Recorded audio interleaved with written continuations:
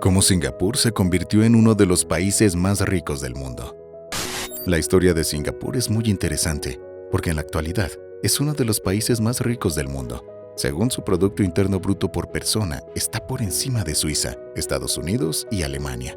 Sin embargo, luego de una invasión japonesa a su territorio en 1942, el país quedó destruido con el 60% de la población en situación de pobreza. El país tenía una infraestructura rudimentaria, no tenía recursos naturales para explotar, ni espacio para la agricultura, pues su territorio es pequeño. Incluso dependía del extranjero para el suministro de agua potable y alimentos. Entonces, ¿cómo logró este país salir de las ruinas? En el siglo XIX existían dos compañías que controlaban buena parte del comercio marítimo mundial. Una de ellas era la Compañía Británica de las Indias Orientales, y su carga más rentable era el té chino, y todos los envíos pasaban por el estrecho de Malaca.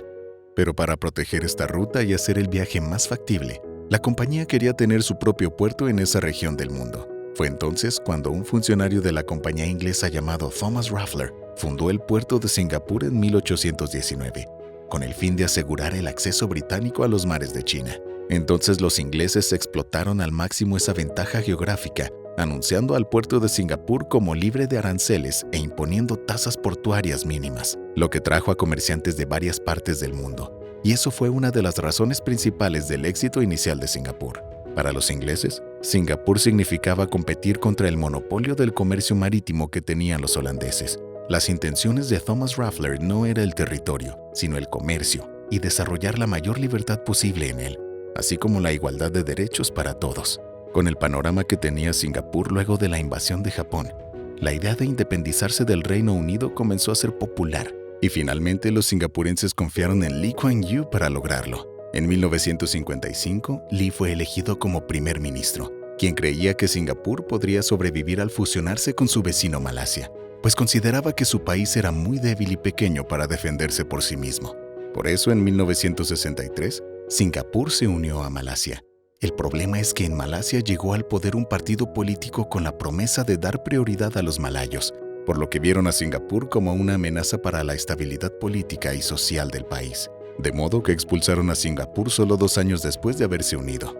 La situación de Singapur no podía ser peor. Sin recursos naturales, sin industria, un mercado interno pequeño, elevada pobreza, muchos adictos al opio y unos vecinos más poderosos y hostiles y reacios al comercio. Por lo tanto, el primer ministro Lee sabía que la única forma de crecer era atraer a la inversión extranjera.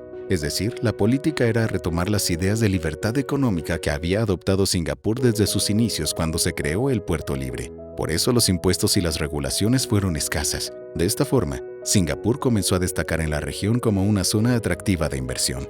La inversión extranjera fue exitosa, porque los países vecinos estaban fuertemente marcados por ideales comunistas en sus países de la región. Imponían barreras proteccionistas a los capitales extranjeros, los cuales se tildaban de imperialistas económicos. Así que Singapur supo aprovechar de nuevo su puerto y su privilegiada ubicación, orientando su economía al comercio. Sin embargo, en Singapur todavía existía malestar social y tensiones étnicas internas, por lo cual se optó por restringir las libertades individuales. Se aplicaban duros castigos por generar disturbios, hacer grafitis e incluso por masticar chicle. Para el primer ministro Lee, era la única forma de estabilizar la nación, pues creía que a la población no le importaría la disminución de sus libertades si eso significaba proporcionar prosperidad económica. Otra medida fue que desde 1966, el inglés se utilizó como lengua común para todos los singapurenses y como lengua principal de enseñanza en las escuelas. Esta decisión contribuyó a suprimir tensiones étnicas y también facilitó que Singapur se convirtiera más adelante en una ciudad global.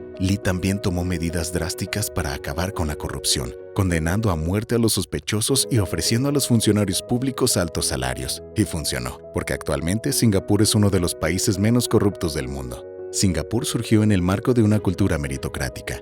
En Singapur, desde pequeños a los niños se les enseña en las escuelas la importancia del trabajo duro y que la prosperidad está al alcance de cualquiera.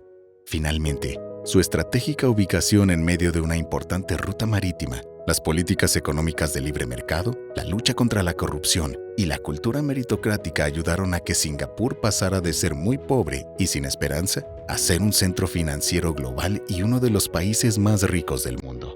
Gracias por ver nuestro video. Hasta la próxima, amigos.